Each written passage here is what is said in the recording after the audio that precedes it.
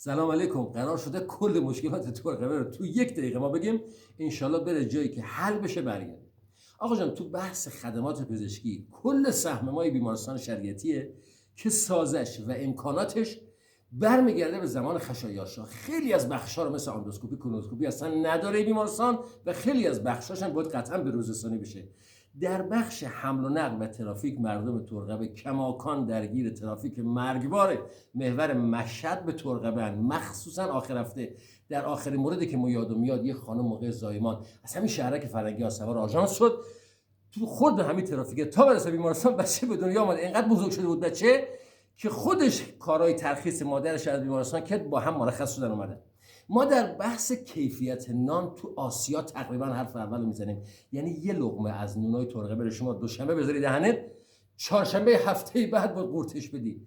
به محضی هم که قورتش میدی میچسبه به دیواره رودت و باید بری روده هات عوض کنی. آلودگی صوتی تو این منطقه تا دلت تا بخواد، سگهای ولگر تا دلت بخواد، قطعی اینترنت و این اواخر تو تابستون قطعی آب و برق. یعنی شما خانه‌ای رو پیدا نمی‌کنی که همزمان آب و برق داشته باشه. یه جوانایی هم هستن، آخریش هم بگم، برای مسکن ملی ثبت نام کردن، الان فقط بهش گفتن 35 سانتی آهن فقط سهم توی روز. خوش، خدا نگهدار.